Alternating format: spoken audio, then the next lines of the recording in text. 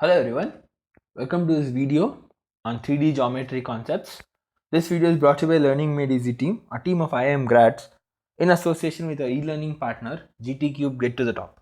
If you are watching this video in the YouTube channel, make sure that you check out our full-length courses available for free at gtcube.com/store, where you'll get to watch these videos as part of the course and also get to practice a lot of questions on these concepts that would give you good practice and also help you understand these concepts better. So let's get started. So the standard figure, right, till now, if you have seen earlier videos in the geometry, we have talked about shapes, 2D shapes, rectangles, parallelograms, quadrilateral, triangles, etc. Now this is a 3D geometry, that is, we are getting to the third dimension. So the basic example would be a cuboid, which is basically built on a rectangular 2D figure, which is basically extended into the third dimension, which will give me into 3D third dimension. We'll get a cuboid. What do I mean by that? Let's say I have A, B, C, D. This might look like a bit of a parallelogram. That's because we're trying to see a 3D diagram in a 2D a screen. That's why you will get a feel like that. But understand, actually ABCD is a rectangle. Like if I see it from the top, I would see ABCD like this. That is basically, these are all 90 degrees, right? So ABCD is a rectangle. Now let's say, as I said, this is length and this is breadth. So this is length and this is breadth. If I extend this into the third dimension, right, across this entire length, right, let's say this is height h, then I get a cuboid like this. A room is a perfect example for a cuboid. If you are in a room, just look at the entire room, we would be ideally seeing a cuboid. Like the tiles on which you're standing or sitting is basically like the floor which I'm talking about here. And when you raise your head and see at the ceiling, you will get a ceiling, right? And then the walls which you see to the right and left would be these walls, right? The four walls, the first at the front and the back and the right and the left, right? Which I have sort of shown it here. If you see, we have totally 6 rectangles for the cuboid, right? This is the length and breadth. This is the floor, right? This is one of the rectangle, right? And the ceiling would also have the same length and the breadth, because it's the same rectangle we see at the top at the bottom, right? This is the same rectangle which is shown at the top and the bottom. This is my second rectangle. Now let's look at the third and fourth rectangle, that is in the yellow color, right? A, B, Q, P. This is my third. What would be this AB? That's L, and QB would be H, right? Because QB is H, that's the height through which the 2D figure rectangle has been pulled into the third dimension to get a cuboid. So that's H. So area would be L into H. But anyways, so A, B, Q, P is the third rectangle, and then the one which you see at the back is D, C, R, S is the fourth rectangle, which would also have the same L and L and H and H. So L into H would be the area for that. And then we have two more on the right and the left, that is B, C, R, Q. This is my fifth rectangle. What would be this? QB is H and BC is B, right? H and B, similarly B, B, H and H. So that's H, H, B. That's how it is, right? So this is my sixth rectangle. So we call them actually 6 faces. A cuboid has 6 faces, like first, second, the floor and seal, third and fourth, the front and the back, and the right and the left are 5 and 6, right? So that's how we have 6 faces, and each face has its own area. If you see, what is the area of the floor? L into B, and the ceiling also L into B. The one at the front is L into H, and the back also is L into H, and this would be H into B, and this would also be H into B. So altogether we have 6 faces with 6 different, actually 3 different areas, but we have 6 faces. So that's basically each area as LB is seen in 2 rectangles, LH is seen in 2 rectangles, and BH is seen in another 2 rectangles, right? Keeping this in the mind, let's get to the standard things that are required to solve the questions based on this. First, the volume. Like how we talked about area for 2D shapes, the volume is the one which we'll generally talk about. That is basically length into breadth into height, right? So for a cuboid of dimensions L, B and H, it will be L into B into H.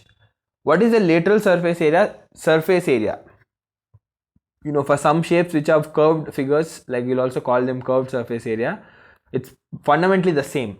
The one which, the areas of all the faces are the surfaces excluding the top and the bottom, that is the floor and ceiling, right? What is that? So basically, as I said, cuboid has 6 faces. The area around it, right? If I see the room I am in, if you see the room you are in, you should be seeing 4 faces. One at the front of you, the back is another, and then to the left and the right. The ceiling and the floor would be the 5th and 6th, which we are not counting in the lateral surface area, right? So they basically have to count 4 faces in the case of cuboid, and some of them would be 3rd and 4th, 5th and 6th, right? That's basically LH plus LH plus BH plus BH. So H is common. If I take it, I'll get 2L plus 2B. So if I take 2 also common, it will be 2H into L plus B. That's basically the formula. 2 into height into L plus B. The total surface area is always the lateral surface area, the curved surface area plus area of the bases. I need to add the floor and the ceiling. So basically for the cuboid, I have to add all the 6 faces, right? That's basically L into B plus L into B is the floor and ceiling, plus L into H plus L into H plus B into H plus B into H. So that will turn out to be 2 times LB plus BH plus HL. Right, that's the formula for the total surface area. We have not written it here, but you see, if I just add to this, this is the lateral surface area, the bases, the floor and the ceiling. That's how you derive the formula for the total surface area. Always keep in mind, total surface area is the lateral surface area or the curved surface area, depending on the shape we are talking about, plus area of the bases. Then there's something called 3D diagonal. Might not always see it being used as a term, but rather understand the application. What do I mean by 3D diagonal? So joining A to R, right? That is a line like this. R, S and B. Right? R, I join D and then Q. Right? All of these are the 3D diagonals. So the length of it is L square root of L square plus B square plus H square. So the questions that you would rather see where you have to apply this is the longest line, you know, I can make in a cuboid by joining any 2 vertices. Like if I join AD, I get a side. AC, AB, I'll get a side. AC, if I join, that's a 2D diagonal. Basically, it's a diagonal in the rectangle, like this diagonal, right? Square root of L square plus B square. So if I join any 2 points in the entire cuboid, right, not just the vertices actually, any 2 points, even if I join 2 points like this, which are on the cuboid, I would not get as long as what a 3 diagonal would be. So 3 diagonal is the longest one, which, you know, could be made by joining any 2 points on the cuboid. So that's one way of asking the question. Or sometimes they say there's a negligible rod. When I say negligible rod, as in the rod with almost 0 thickness, it's like basically a line sort of it. If I have to fit it in inside a cuboid room, what would be the length of the maximum length of the rod that I can fit into a cuboid? So that's again basically asking you to calculate 3 diagonal. You just need to use this square root of L square plus B square plus H square and you'll get the answer. Right? So cube is nothing but how square is for a rectangle. Right? Cube is the same for the cuboid. We had L and B here, but we have side of A and A only. All the sides are equal. Cuboid had L, B and H, whereas cube will always have A and A. All the 3 dimensions, it's the same length. So I call it A, and the height is also A. So everything, all the sides are A. So simply what is the volume? A into A into A. The formula was L into B into H for the cuboid. So just replace with A, I'll get A cube. Total surface area is 2 into H into L plus B was the formula for a cuboid. Replace H, L, B with A. I get 2A into A plus A, that is 4A square. Right? My bad, it's 4A square. Total surface area is lateral surface area plus area of the bases. What is the lateral surface area? 4A square. What is the base? This is 1, that's A square, and the ceiling is A square. So A square plus A square is the floor plus ceiling. That's altogether 6A square. This is basically 6A square. And the 3 diagonal, as I said, it's basically square root of L square plus B square plus H square. And we know it's A square plus A square plus A square. So that's basically root 3A is the 3D diagonal. As I said, you don't have to remember a lot about this. Just try to remember for the cuboid and you can just figure out all of this by just replacing it with the A instead of L or B or H in those formulas. Okay. Now, cylinder is slightly similar to the cuboid, just instead of having a rectangle, I have a circular base. Right, so I have a circle I extend it into third dimension of height h. There is also circle at the top, right? Same circle at the bottom of the top. This is my floor, this is my ceiling, and this is my height h. Instead of L and B, because it's a circular base, I would have something called the radius, right? So the radius of the base. The formulas would deal with the radius of the base and the height of the cylinder. Pi into r square into h is the volume, pi r square h. Pi r square h. Curved surface area is 2 pi r h, that's the circumference into height. Total surface area is obviously the curved surface area. Here we call it curved surface area, not lateral surface area, but that's okay. Don't try to remember or try to figure out, like, because it's a curved figure, here it's a curved shape around it, that's why we call it curved surface area, whereas those are lateral. But it's okay. The curved surface area is 2 pi r h plus the area of bases is floor and ceiling, both of them are pi r square plus pi r square, right? I have two bases, so that's why when I add them I get 2 pi r square. So it's 2 pi r h plus 2 pi r square. Maybe this also would be useful. If I take 2 pi r common, it is h plus r. Sometimes this way of writing could also help, but I just keep getting the common terms out and writing it. Now for a cone is something that we all know, right? So circular base, but all of those lines point towards a point at the top. The third dimension I extend, I don't have a circle again here. If I had a circle here, the same circle, that would have been a cylinder, but this is not a cylinder, right? This is like all the points from the circle would be extended to the third dimension and they join at one point at some height. So this height is h, and this is the center of the circle. So this height is h, and obviously this is the radius r. Now this is called slant height, and that is denoted by the L. That's this slope, and actually it's a 90-degree Pythagoras, a right angle triangle. Like basically in a 2D it looks like this.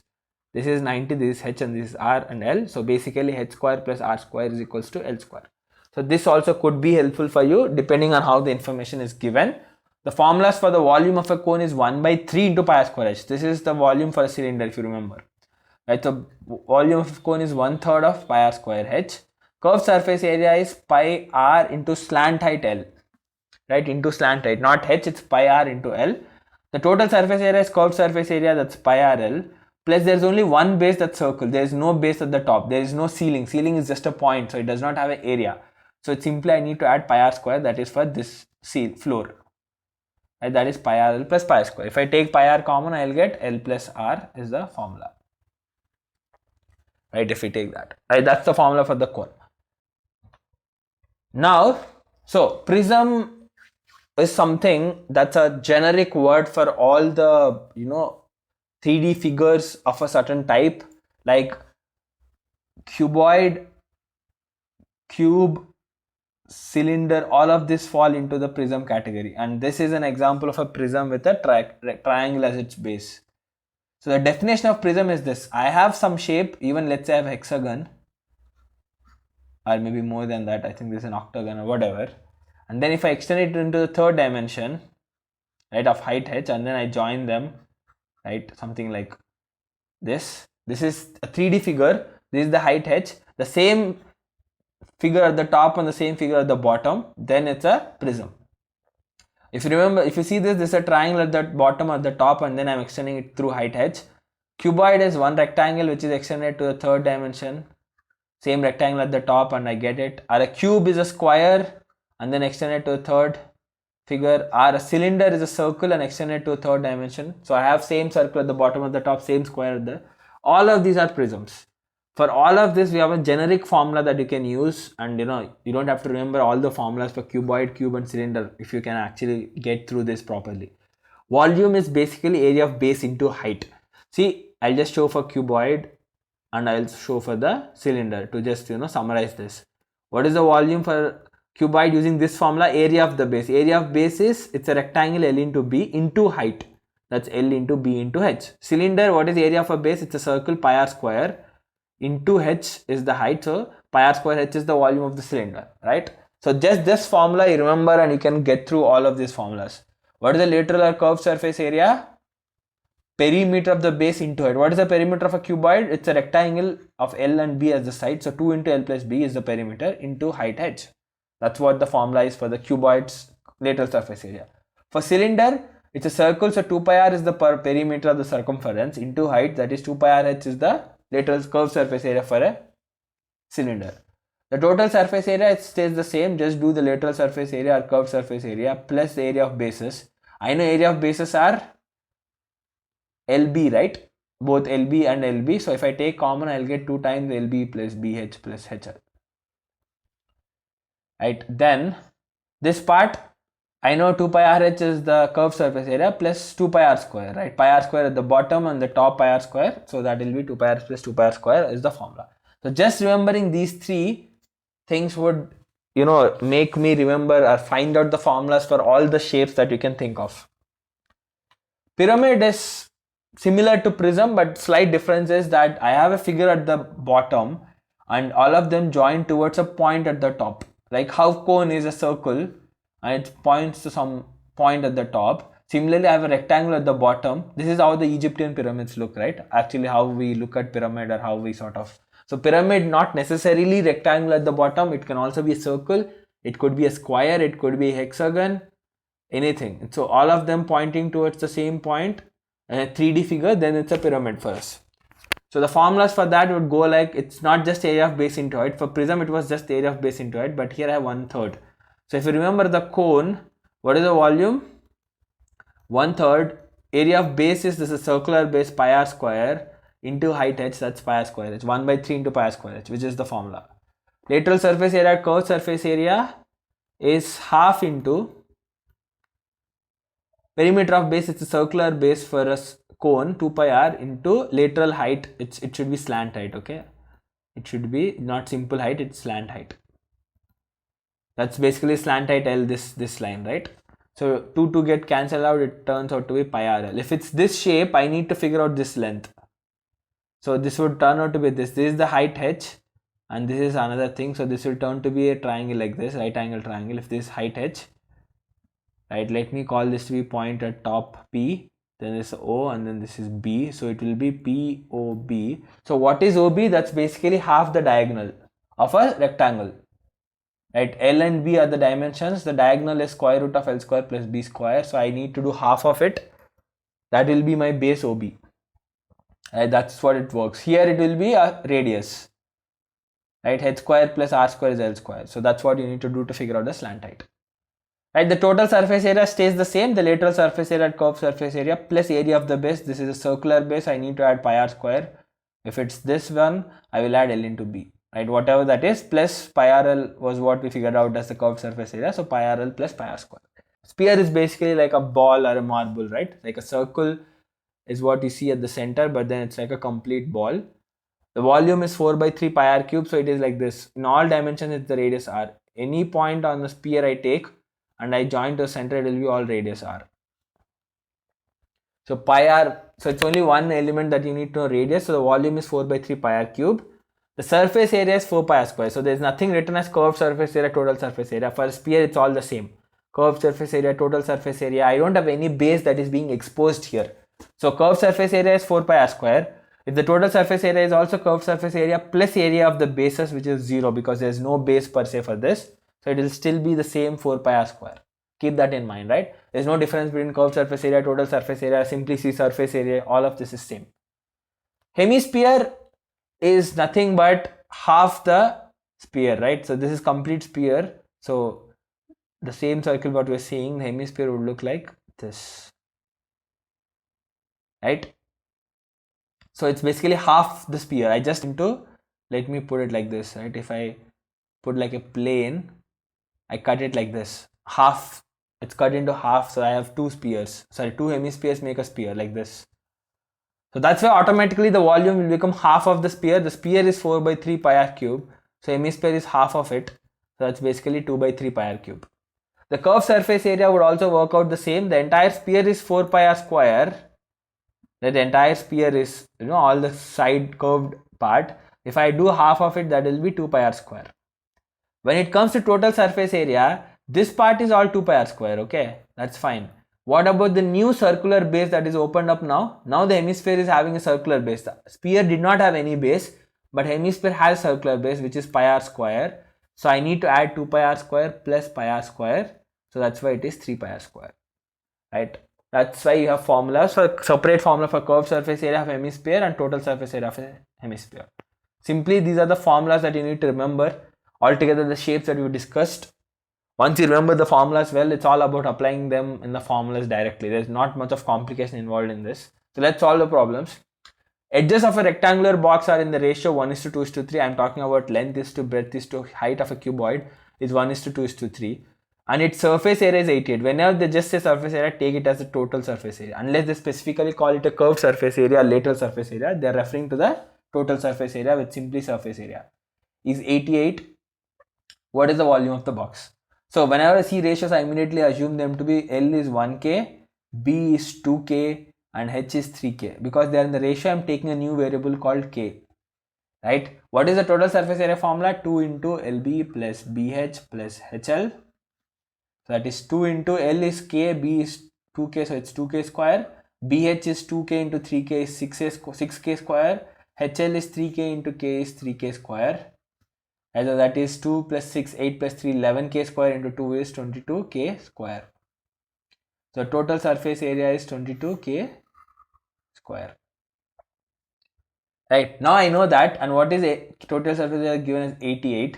So 22 1s are 22 4s are, so K square is 4, K is 2. Once I know K is 2, I know L is K, that's 2, B is 2K, that's 4, and C is 3K, that's 6. So what is the volume? L into B into H is the volume of the room or cuboid or box. So 2 into 4 into 6, that is 48 centimeter cube. That's the answer for this.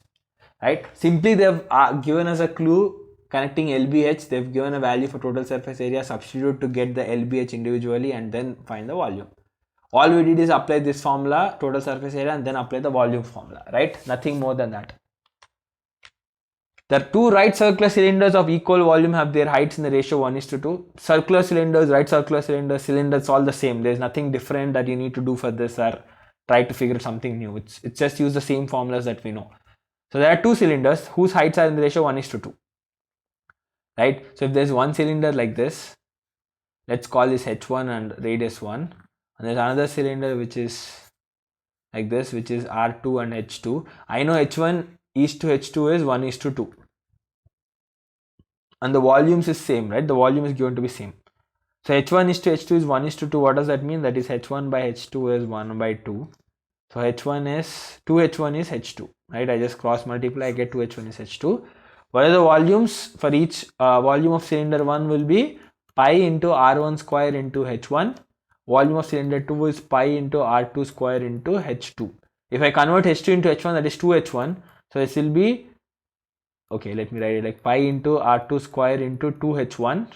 So it will be 2 pi R2 square H1. I know that these two volumes are same. That's what it says, equal volume. So pi R1 square H1 is equals to 2 pi R2 square H1. They get cancelled out, pi get cancelled out, R1 square by R2 square. R2 square comes this side is 2 by 1. R1 by R2 is root of 2 by 1, that is root 2 is to 1, which is the first option. Right? Again, what did we do? All we did was just use the volume formula for both cylinders and then equate them and get the ratio that is being asked. So a solid sphere of 6 cm diameter is melted and recast into 8 solid spheres of equal volume. The radius of each small sphere is. So this question, these type of questions, basically you have to follow a simple logic that volume of a big shape is equals to the volume of small. If all the small shapes are same, I just need to multiply with n such small shapes, right? Here it says recast into 8 solid spheres of equal volume. All the small spheres are same volume. It's just that they are 8 in number. So I know that this is 8, right? I need to know the volume of the small sphere so that I can figure out the radius of the small sphere. The volume of big sphere can be found out from the given value that solid sphere is 6 centimeters in diameter, right? If 6 centimeters diameter, what is the radius of the big? Let me call it big R. Is 3. What is the formula for sphere? 4 by 3 pi r cube. is equals to, I don't know the volume of small cube, so let me assume it to be r small r into 8 because I have n such 8 such small, right? So volume of each small sphere is 4 by 3 pi r cube, so I can find the small radius r into there are 8 such. Combination of all of this should be equal to the bigger one because that's how we made those 8 spheres, right? So volumes should be equated like this. 4 by 3 pi get cancelled out. R cube is this 3 cube, that's 27, is equals to r cube into 8. 8 comes this side, that's 27 by 8 is r cube. R is 3 by 2 from this, so that is 1.5 centimeters. So the answer is 1.5. Right? Only thing, one type of question you get to see is there is one figure, 3D figure, it's melted and recasted into another figure. All you need to do is figure out, just stick to this formula, volumes are equal. So volume of first figure should be equal to volume of figure 2, and then you can find whatever is required and then solve the question. Other type is that I have bigger figure, I make them into small, n such small figures. So I need to do this one. Bigger figure equals to the volume of bigger figure equals to n into volume of small figure, and n is the number of such small figures that are made from the given bigger figure. So this is what I applied here to find the radius which is being asked, right? So all the things that you need to do in this concept, I mean in 3D geometry, is just know the formulas properly and solve a couple of problems for each type, and then you'll remember the formulas and you can solve the questions in easy manner. There's nothing much to be complicated or ask beyond a certain point in this area, so it's definitely a good area to focus on to score well. So thank you for watching this video. If you're watching this video in the YouTube channel, make sure that you check out our full-length courses available for free at gtcube.com/store, where you'll get to watch these videos as part of the course and also get to practice a lot of questions on these concepts. Also do like our partner Facebook page, facebook.com/gtcube3. We're coming up with a lot of content that would help you in your preparation. All the updates and notifications will be shared over there, so don't miss that. Thank you, and let's meet in the next video.